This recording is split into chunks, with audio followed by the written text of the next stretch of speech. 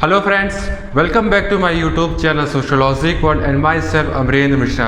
आज का हमारा लेक्चर का टॉपिक है हिस्टोरिकल मटेरियलिज्म, यानी कि ऐतिहासिक भौतिकवाद। हिस्टोरिकल मटेरियलिज्म में हिस्टोरिकल मतलब होता है कि जो कि हिस्ट्री से रिलेटेड है, यानी जो इतिहास से संबंधित है।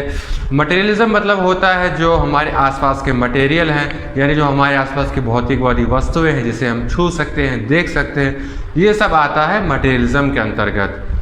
कार्ल मार्क्स ने हिस्टोरिकल मटेरियलिज्म के कॉन्सेप्ट को अपनी फेमस बुक में दिया था और उस बुक का नाम है contribution to the critique of political economy.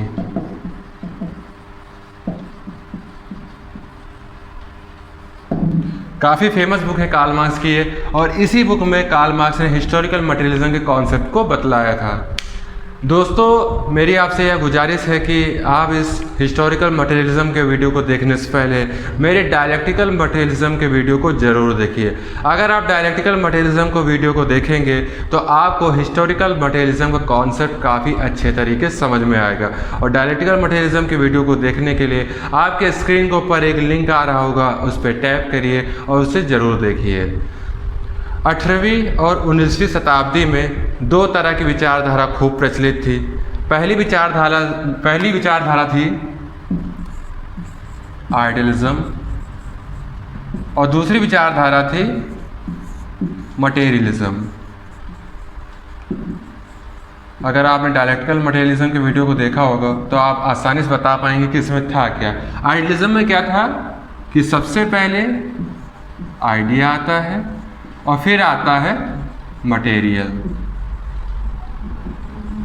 Materialism वालों का कहना था कि सबसे पहले मटेरियल आता है और फिर आता है आइडिया। आइडियलिज्म बतलाया था हीगल ने और मटेरियलिज्म बतलाया था मार्क्स ने।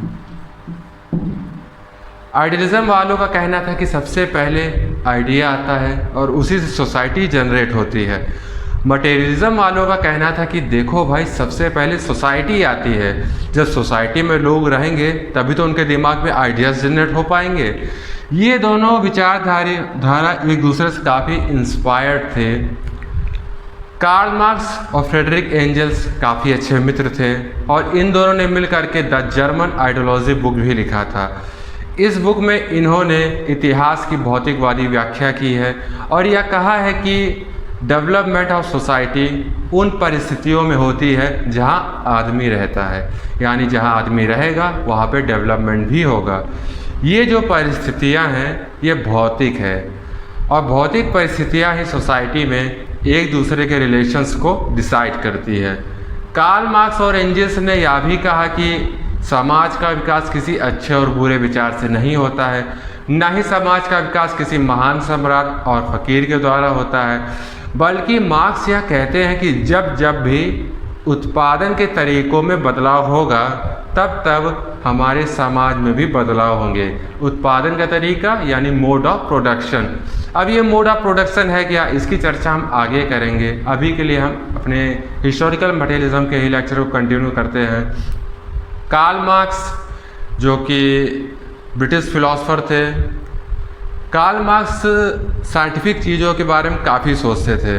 कार्ल मार्क्स का यह मानना था कि दुनिया में जितनी भी चीज़ें होती हैं, सुबह होना, रात होना, बाढ़ आ जाना, भूकंप आना, जितनी भी चीज़ें होती हैं दुनिया में, उन सब के पीछे कोई ना कोई साइंटिफिक रीज़न ज़रूर छिपा होता है। अब जैसे ये एक मार्कर है मेरा, अगर इस मार्कर को मैं छोड़ता हूँ तो ये आके नीचे गिरता है। क्यों? क्योंकि हमारे अर्थ में ग्रेविटी है। इसी तरह अगर हमें कोई चीज़ नीचे से ऊपर की ओर भेजनी है तो हमें उसमें कोई ना कोई एक्सटर्नल फोर्स यूज़ करना ही पड़ेगा। ये सब साइंस ही है। ठीक इसी तरह कार्ल मार्क्स ने कहा कि जो सोसाइटी में भी प्रॉब्लम्स होती है उसके पीछे भी कोई ना कोई साइंटिफिक रीज़न ज़रूर छुपा होता है, और अगर हमें ये पता चल जाता है तो हम आगे आने वाले टाइम को प्रेडिक्ट कर सकते हैं, एक बेहतरीन समाज की स्थापना कर सकते हैं। कार्ल मार्क्स चूँकि कैपिटलिस्ट एरा में जन्मे थे और मार्क्स ने अमीरी गरीबी भी देख रखी थी। कार्ल मार्क्स का यह कहना था कि इस पूंजीवादी युग में जो पूंजीपति वर्ग है वो वर्कर्स का काफ़ी शोषण करता है और इसीलिए हमें जल्द से जल्द एक वेलफेयर सोसाइटी की ज़रूरत है, एक कल्याणकारी समाज की ज़रूरत है। अब मैं यहाँ पर कुछ नंबर्स लिखता हूँ। उम्मीद है दोस्तों आपको यहाँ तक पूरा समझ में आया होगा।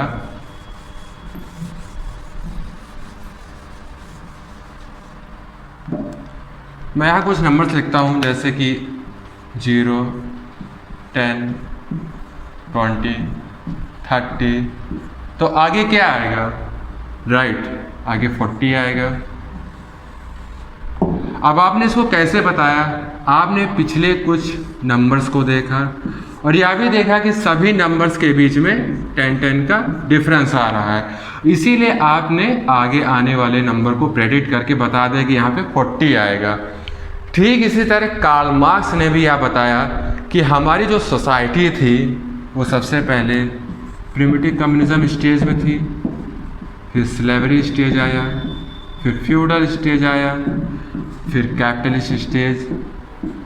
कार्ल मार्क्स ने कहा कि हमें अपने फ्यूचर को प्रेडिक्ट करने के लिए हमें सबसे पहले अपने पास्ट को समझना होगा। अगर हम अपने पास्ट को समझ लेंगे तो हम आगे आने वाले टाइम को भी प्रेडिक्ट कर सकते हैं, एक बेहतरीन समाज की स्थापना कर सकते हैं। अब हम बात करते हैं समाज के उद्विकास के बारे में, यानी इवोल्यूशन ऑफ सोसाइटी की।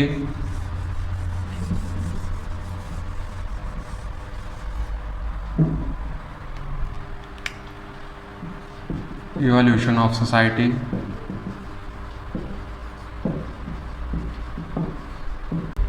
कार्ल मार्क्स ने इतिहास को 5 युगों में विभाजित किया था, वो निम्न प्रकार से है।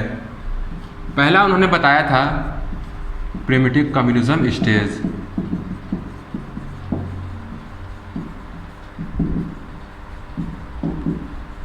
यानी कि आदिम साम्यवादी अवस्था।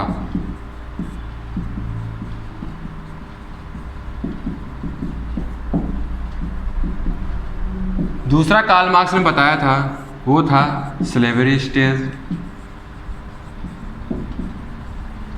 यानी कि दास स्वामित्व अवस्था।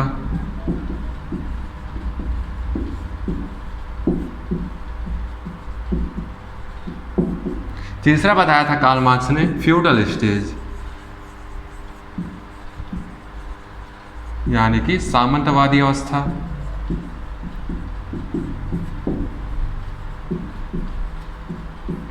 चौथा बताया था कार्ल मार्क्स ने, वो है जो इसमें चल भी रहा है, वो है कैपिटलिस्ट स्टेज,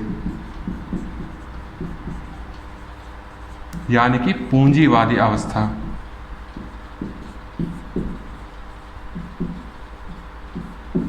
कार्ल मार्क्स ने एक और युग के बारे में बताया था, वो था हमारा 5वां पॉइंट है सोशलिस्ट स्टेज,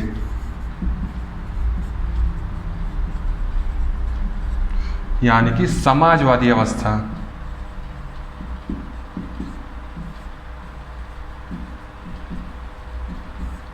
इसी में आगे चल के आएगा communism,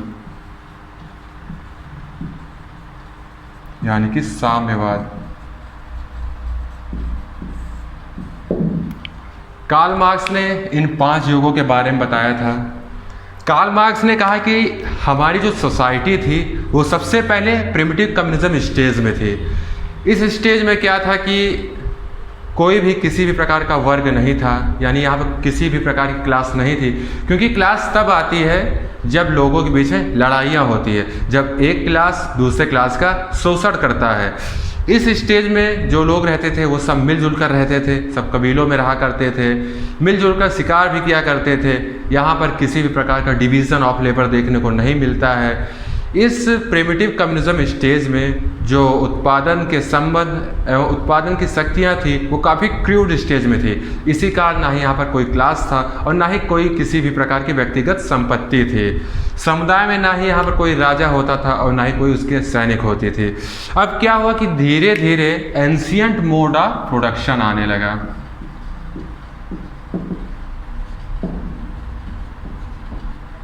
ancient mode of production आ गया धीरे धीरे।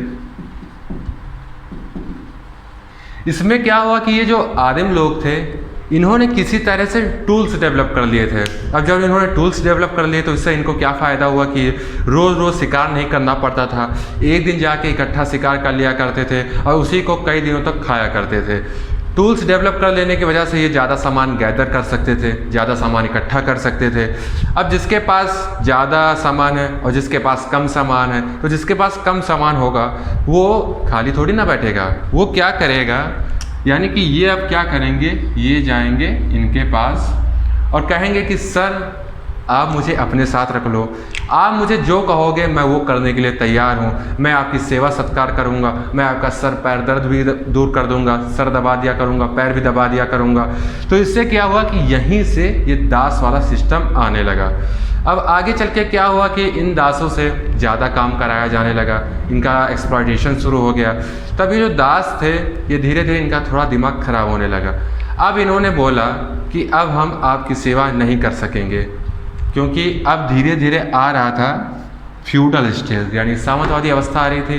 तो ये जो दास थे इन्होंने कहा अब हम आपकी सेवा नहीं कर पाएंगे, हम इतने सालों से आपकी सेवा करते आए हैं, अब हम नहीं कर सकते। अब आप एक काम करिए, मुझे कुछ ज़मीन दे दीजिए। अब उस ज़मीन में मैं क्या करूँगा कि मैं अनाज का उत्पादन करूँगा और जो भी अनाज का उत्पादन होगा उसमें से आधे से ज़्यादा हिस्सा मैं आपको दूँगा और थोड़ा हिस्सा मैं रख लूँगा। यानी कि फ्यूडल स्टेज आ चुका था। ऐसा कहा जाता है कि यूरोप में 5वीं शताब्दी से फ्यूडल स्टेज शुरू हो गया था, लेकिन भारत में ऐसा कहा जाता है, कुछ इतिहासकारों का कहना है कि भारत में ये फ्यूडल स्टेज की जो शुरुआत है वो 300 BC से लेकर के ब्रिटिश युग तक बनी रही।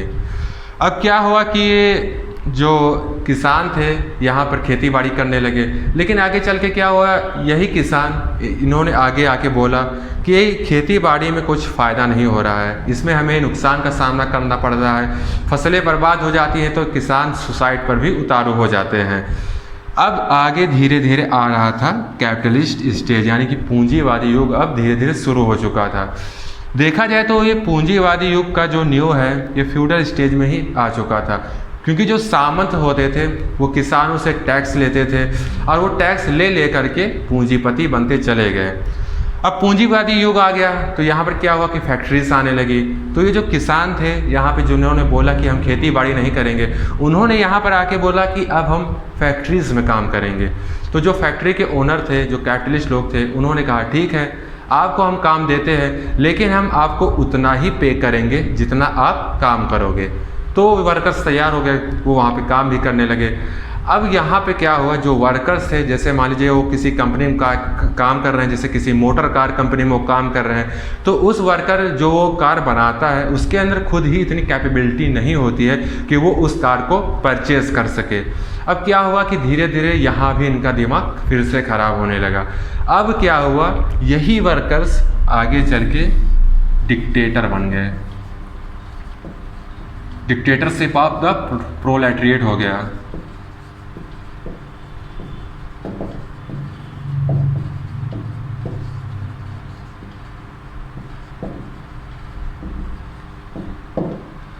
अब यहाँ पे वर्कर्स डिक्टेटर बन गए थे, डिक्टेटरशिप ऑफ द प्रोलेटरिएट हो गया।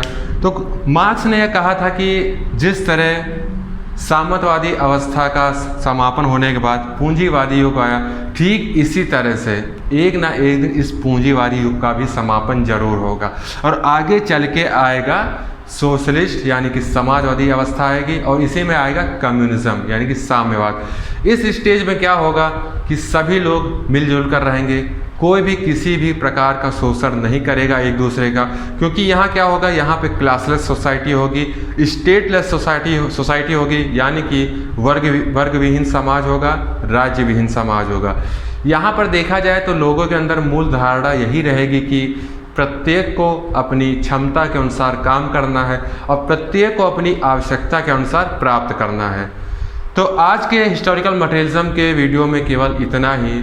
अगर आपको आज का ये वीडियो पसंद आया हो तो प्लीज़ लाइक करिए, कमेंट बॉक्स में ज़रूर बताइएगा आपको वीडियो कैसा लगा, शेयर करिए, सब्सक्राइब करिए। Thanks for watching, thank you.